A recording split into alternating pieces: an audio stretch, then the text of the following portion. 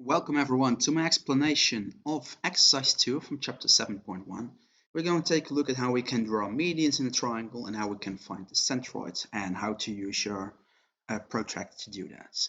So at exercise 2a, they want us to plot points with certain coordinates, right? An x and a y coordinates. And afterwards draw triangle ABC. Well, hopefully the first thing that you don't want to do and going to do is draw a coordinate plane like this, right? So first draw this yourself. I've already prepared it, of course.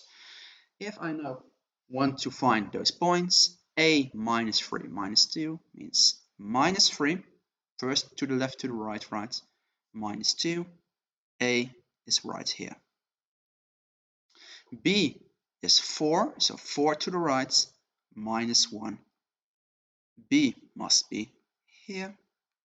And C, minus 1. 6 up. C is right there. And now connect the dots, you can say, right? Don't forget that. They ask you to draw the triangle as well.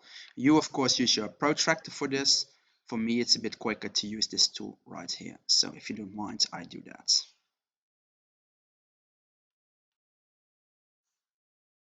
Right, and then your triangle is going to look something like this. That's A. So A is now done. Now the challenging part, I think, comes from B and C. B. Draw the three medians of triangle ABC. And remember, a median goes through a vertex and then goes through the other side, the opposing side, in such a way that the opposing side is divided into two. It goes to the midpoint, they call that. So let's start with the midpoint the median from C. So it starts in C, but where does it end here, right? That's the question. So what you're going to do is you're going to take out your protractor, like this, and you're going to measure this distance. And you're going to try and do that as carefully as possible, of course. And if I measure this correctly, you will see that I find approximately 7.2 divided by 2, right? What is 7.2 divided by 2? I don't think you need a calculator for this, right? That's around 3.6. So measure that out. That means that the midpoint must be somewhere right there. Now you found the midpoint. I want you to now notate that this side is equally as long as this side. And do that by using two of the same symbols. It doesn't matter really which symbols. Most of the times we use this or V's, you see oftentimes used. Use them as well. Okay? And now don't forget to draw the median, of course. So through C to here in such a way that now, let's call this point here D, AD is now the same length as BD. That's one median. Let's draw the other two as well. And let's start by drawing one from A. So what I'm going to do, I'm going to rotate my protractor. And I'm going to measure this distance, try to be as accurate as possible. I see that's around 8.7, 8.6. That's 8.6 divided by 2, right? Because I want both sides to be equally as long. So around 4.3. So I measure 4.3. It must be somewhere here. Notate that. This you don't have to write down. Now this part here is equally as long as this part.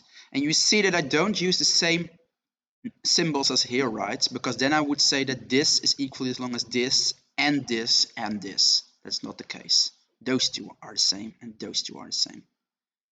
And now take out your protractor and draw a straight line to this. Again, I use my tool. That's a bit easier for me. And what you now see is that they intersect right here. And now I'm going to teach you a trick. If you have drawn the first two medians correctly, you can draw the third one in one go. Because I know that all three lines intersect in one point. if I've done this correctly, then if the first two intersect, I now know that the third one should also intersect with that one, right? So it should go like this, in such a way, right, that now this side here is equally as long as this side. You can still construct it, right? You could have measured this, and then they would be equally as long. And if you did correctly, you would go through the point that you already found. If you draw the first two correctly, the third one is a lot easier. Just draw it through that intersection point as well. Don't forget the symbols here. And that is exercise B. These are the three medians. And remember, they don't have to be perpendicular, right? You see, this is certainly not perpendicular. That's fine. Sometimes they look like they are perpendicular. It doesn't have to be the case. The only thing that's left is they want us to write down the coordinates of centroid G. Oh, centroid G. Okay, now let's call this point, in this case, G. Right here. What are the coordinates? Well, if they say write down the coordinates, that means that if you've done this correctly, it should be on a nice grid, right? So here, I guess they're searching for which points. Let's go back to a bit of a bolder font. 0 to the left or right, 1, and then we put G in front so we know that we're talking about coordinates of centroid G. Right? That's right. Here, 0 to the left or right, 1 up. And try to be as accurate as possible here. If you're just a little bit off, that's fine, but not a lot, please, because then you're not working accurately enough. Okay? Good luck, and hopefully this video helped you along.